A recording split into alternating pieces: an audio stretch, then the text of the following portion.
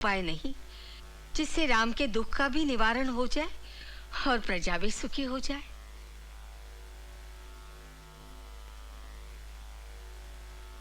एक उपाय है। कौन सा मुनिवर? अश्वमेध यज्ञ।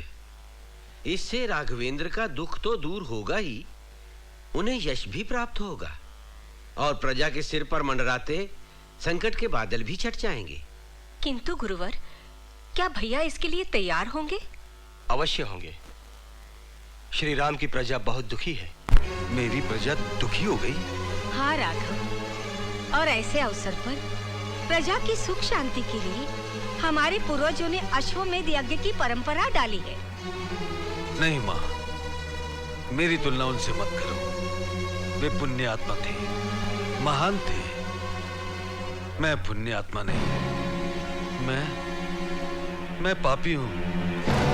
यज्ञ का अनुष्ठान मेरे लिए साध्य नहीं है। भैया, आप अजेय हैं। बुद्धि, शौर्य, शक्ति, किसी भी बात की आप में कमी नहीं। और फिर आपके तीनों भाई आपके साथ हैं जो हर प्रकार से समर्थ हैं। फिर यह यज्ञ साध्य क्यों नहीं है? तुम नहीं समझोगे लक्ष्मण।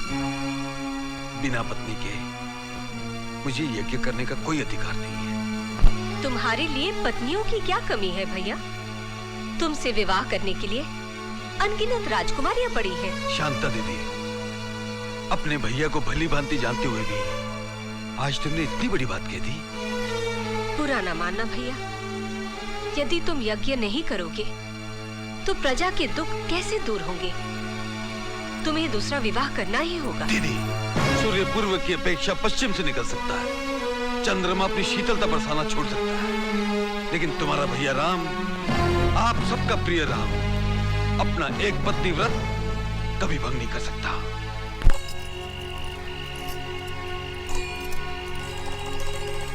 मैं नहीं पूछूंगा, तुम पूछो। नहीं नहीं, तू पूछ। तुम पूछो ना। नहीं, तू पूछ। तुम पूछो। नहीं, तू पूछ। तू पूछ। तुम पूछो। नहीं, तू पूछ। तुम पूछो। नहीं, तू पूछ। कितनी रात हो गई, सोए क्यों नहीं? नींद नहीं आ रही है क्या?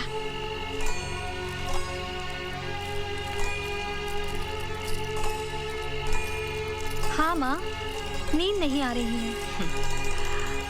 क्यों नहीं आ रही है? माँ, प्रतिदिन गुरुदेव से रामायण सुनकर और प्रभु श्री राम के प्रति तुम्हारी अथाह भक्ति देखकर हमारी जिज्ञासा बहुत बढ़ गई है माँ। मन करता है पंख लगाकर उड़े और पल भर में अयोध्या पहुँच जाए। और माँ, पुरुषोत्तम श्री राम के दर्शन करके जुग जुग से प्यासे इन नैनों की प्यास बुझा ले। हाँ माँ, और उन्हें रामायण गाकर सुनाए, उनसे आशीर्वाद ले और अपना जीवन धन्य कर ले। मेरे बेटो, तुम दोनों के जीवन में ऐसा अवसर आए, ये मेरे हृदय की सबसे बड़ी कामना है। तो फिर तुम हमें अयोध्या जाने की आज्ञा क्यों नहीं देती माँ? ये आज्ञा तुम्हें गुरुदेव से ही लेनी पड़ेगी। ऐसी बात है तो हम कल सुबह ही गुरुदेव से आज्ञा मांग लेते हैं। अवश्य मांगो। मेरा मन कहता है वे तुम्हें निराश नहीं करेंगे, किंतु उचित समय आने पर वे स्वयं ही आज्ञा देंगे। रामायण धर्म और अधर्म के अंतर को प्रतिपादक करती है, अर्थात निर्धारित करती है, और संपूर्ण मानव जाति को जीवन का वास्तविक अर्थ समझाने के साथ ही मानव को दानवी प्रवृत्तियों की ओर बढ़ने से रोकती है, अर्थात मनुष्य को मनुष्यता का आचरण करने की शिक्षा देती है। हाँ, जानते हो क्यों? क्यों गुरुदेव? क्योंकि रामायण के समस्त पात्र आदरणीय हैं। वे मानवता के वट वृक्ष की स्वर्णिम शाखाओं के समान हैं। इसलिए रामायण मानवता के लिए शिक्षाप्रद और कल्याणकारी है। जब तक संसार में धरती, आकाश, चांद और सूरज रहेंगे, तब तक रामायण भी तेजों में बनी रहेगी। तुम दोनों अयोध्या जा रहे हो। हमें विश्वास है कि तुम अपने मधुर स्वरों में रामायण को गा गा कर जन जन तक पहुंचाओगे। हम आपके आदेश का पालन करेंगे गुरुदेव। हम जानते हैं ये दिव्यास्त्र है। जैसे तुम रामायण के गायन में पारंगत हो, वैसे ही अस्त्रों और शस्त्रों के प्रयोग में भी। फिर ये दिव्यास्त्र क्यों गुरुदेव? तुम्हारी सुरक्षा के लिए। तुम दोनों पहली बार तपोवन से बाहर जा रहे हो। ये अस्त्र शत्रु को मारता नहीं, केवल उसे सम्मोहित करके परास्त कर देता है। इसे हर समय अपने पास रखना। जी गुरुदेव। और हाँ पुत्रों, एक बात स्मरण रखना, इस अस्त्र का प्रयोग कमजोर और साधारण मनुष्यों पर नहीं करना। और हाँ, यदि वीरों से सामना हो जाए और बहुत ही अनिवार्य लगे तो इसका प्रयोग करने से नहीं चूकना।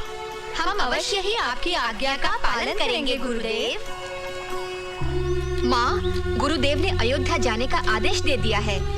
क्यों तुम प्रसन्न नहीं हो? क्या तुम्हें हमारा वहाँ जाना पसंद नहीं है? पसंद नहीं, ये बात नहीं है पुत्र। फिर तुम इस प्रकार उदास और चिंतित क्यों हो? केवल इसलिए कि तुम लोग सार्वजनिक गायकों की तरह वहां जा रही हो, रघुकुल के विशेष निमंत्रण पर नहीं। तो क्या हुआ? हम तुम जैसी वीर माता के पुत्र हैं, हमें भय किस बात का?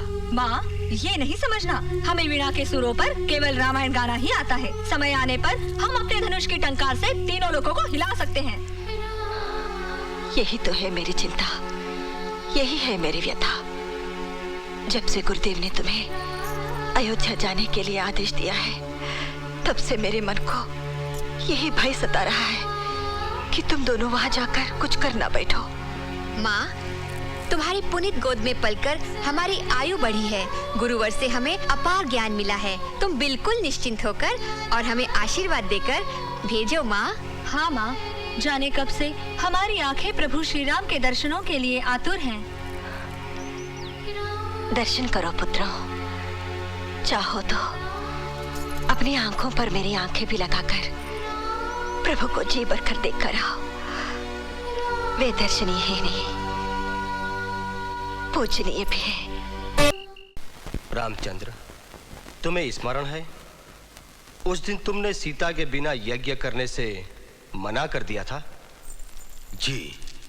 आज हम तुम्हें यही बताने के लिए आए हैं कि सीता के बिना भी तुम यज्ञ कर सकते हो। सीता के बिना कैसे? हमने गहन चिंतन, मनन और अध्ययन के बाद एक उपाय ढूंढा है। कौन सा उपाय?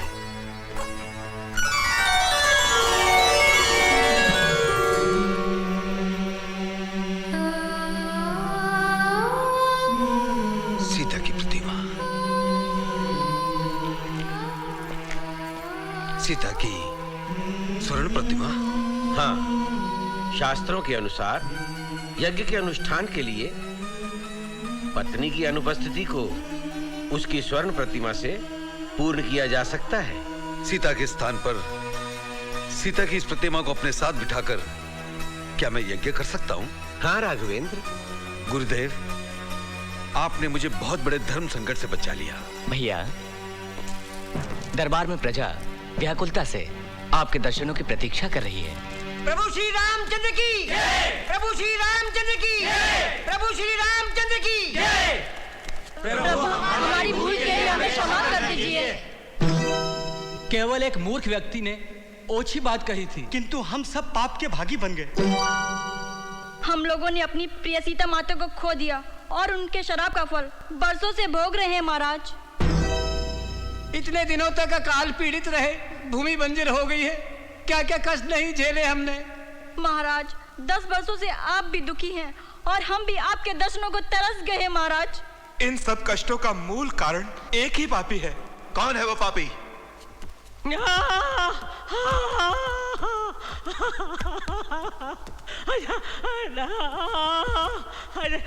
महाराज, ये मेरा पति पचकौड़ी है। इसी ने ही परम पुनीता सीता मैया पर लालचन लगाया था, इसीलिए ईश्वर ने इसकी बाजा छीन ली। प्रभु, बरसों से ये अपने पाप का दंड भोग रहा है। प्रभु, बस करो पचकौड़ी, पछतावे के आंसुओं ने तुम्हारे सारे पाप धो दिए। सच है राघव, इनके जैसे होनार सपूतों को छोड़कर कोई भी माँ नहीं रह सकती। पुत्रों, तुम्हारे गायन से हमें बहुत आनंद मिला। ये लो तुम्हारा पुरस्कार।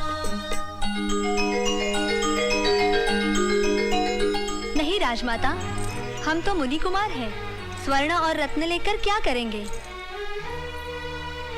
हमने हमारी रामायण के कथानायक श्री रामचंद्र के दिव्य मंगल स्वरूप को अपने नेत्रों से देख लिया।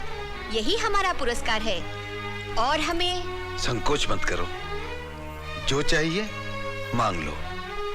रामायण की कल्पलता, वनिता शिरोरत्न, जगत जननी हमारी माता जानकी देवी के दर्शन करवा दीजिए महाराज।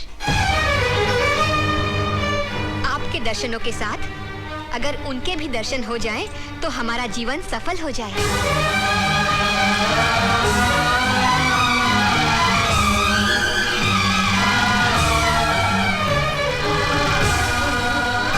राजमाता, पुरुषोत्तम श्री राम चले क्यों गए? वे अपना मुंह क्यों छुपा रहे हैं? बोलो सीता, बोलो। मैं उन बालकों को क्या उत्तर दूं? क्या उत्तर दूं? बोलिए ना राजमाता, आप मौन क्यों हैं? क्या हम माता जानकी के दर्शन नहीं कर सकते? क्या हम पर उनके दर्शनों का प्रतिबंध है? हे जगत माता, एक बार बाहर आओ। हमें दर्शन दो। दर्शन दो सीता माता। जगत जननी हमें दर्शन दो। जगत जननी हमें दर्शन दो। हमें दर्शन दो। सीता माता, जगत जननी हमें दर्शन दो। वो नहीं आएगी मुनि कुमारों, वो नहीं आ सकती। किंतु क्यों? क्योंकि वो यहाँ नहीं है। यहाँ नहीं है तो कहाँ गई? उन्हें वनवास दिया गया है। किसने दिया उन्हें वनवास? राजा राम ने, राजा राम की विवशता ने, उनके कठोर राजधर्म ने। क्या? राजा राम ने स्वयं माता जानकी को वनवास दिया? हाँ। सीता माता का इतना घोर अपमान? करुणा के सागर कहलाने वाले प्रभु श्री राम इतने कठोर? हम दिन रात जिनकी आराधना करते हैं, वे इतने निष्ठुर? माता सीता के बिना श्री राम का चरित्र क्या है? माता जानकी के बिना रामायण में रस ही क्या रह जाता है? अकेले राम नाम से मुक्ति कैसे मिल सकती है? मोक्ष कैसे मिल सकता है? माता जानकी का त्याग करने वाले पत्थर से भी अधिक कठोर। हाँ, राम का नाम कभी नहीं लेंगे। आज के बाद हम कभी रामायण नहीं गाएंगे। अयोध्या में आना ही हमारी भूल थी। अब हम एक पल भी नहीं रुकेंगे। चलो भैया। सुनो, सुनो मुनि कुमारों, हमारी बात तो सुनो। नहीं, हमें अब कुछ नहीं सुनना।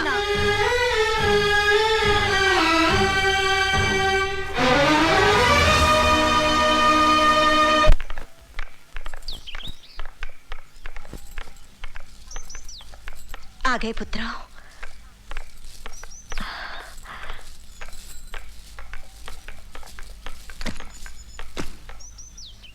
क्या हुआ लाओ?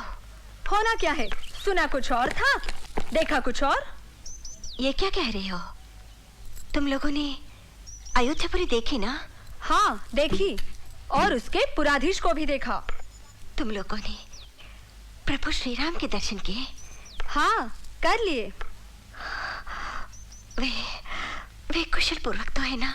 उन्हें क्या कष्ट हो सकता है माँ? प्रेम से खाते हैं, आराम से रहते हैं, बड़े प्रसन्न हैं। माँ, राम का नाम लेने से तुम इतनी प्रसन्न क्यों हो जाती हो? इसलिए कि वे देव स्वरूप हैं। मुझे ही नहीं, उनका नाम लेने से सबको आनंद मिलता है। पहले हम भी ऐसा ही सोचते थे। वे पुरुषोत्तम हैं, सर्वगुण संपन्न हैं, आदर्श की मूर्ति है। किंतु उन्हें देखकर और उनसे मिलकर हमारे भ्रम का दर्पण टुकड़े टुकड़े हो गया। माँ, ऐसे क्यों कह रहे हो पुत्र? क्या उन्होंने तुमसे कुछ कहा? तुम्हारा अपमान किया? नहीं माँ, किंतु यदि वे हमारा अपमान भी करते तो इतना दुख नहीं होता जितना दुख ये जानकर हुआ कि उन्होंने माता जानकी का परित्याग करके उन्हें वन में भिजवा दिया। उस समय वे गर्भवती थी। राम ने ऐसा काम कैसे किया माँ? इसका कोई विशेष कारण होगा। अभी तुम बालक हो, नहीं समझोगे। क्या कारण रहा होगा माँ? इतना बड़ा अन्याय करने पर भी तुम उन्हीं का पक्ष ले रही हो। सुनकर हमें इतना दुख हुआ है। माता जानकी पर क्या बीती होगी? क्या पता वे जीवित भी है या नहीं? राम अन्यायी है, अधर्मी है। नहीं, ऐसा न कहो, ऐसा न कहो। वे बड़े हैं, महान है, महापुरुष है। हाँ, महापुरुष, बड़े, महान, किस बात में? देह में, कद में या आयु में? सीता माता का परित्याग करने वाले कठोर राजा राम के लिए हमारे मन में कोई मान नहीं है। अब हमारे मुख पर उस अन्याय का नाम कभी नहीं आएगा। अब हम रामायण का गायन नहीं करेंगे, कभी नहीं करेंगे। राम पापी है, मां पापी। नहीं, चुप करो।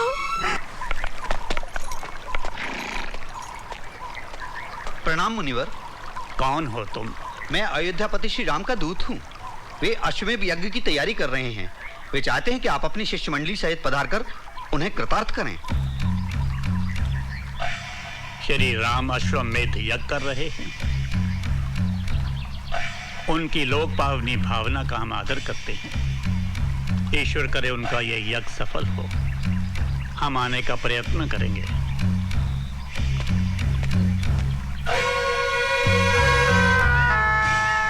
प्रणाम मुनिवर। बहुत चिंतित दिखाई देती हो बेटी, क्या बात है? मुनिवर, ये बताइए, यदि धर्मपत्नी पास में नहीं हो तो अश्वमेध यज्ञ किया जा सकता है क्या?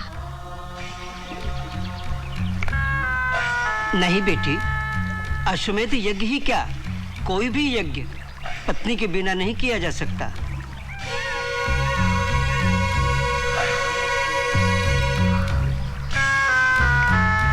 असंभव।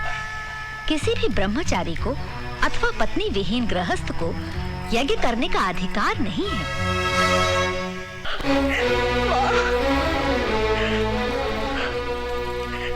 माँ, जीवन के बड़े से बड़े आंधी तूफान और दुखों को सहकर भी मैं जीवित हूँ, किंतु प्रभु श्री राम के दूसरे विवाह के बाद सच होने से पहले मुझे इस दुनिया से उठा ले माँ।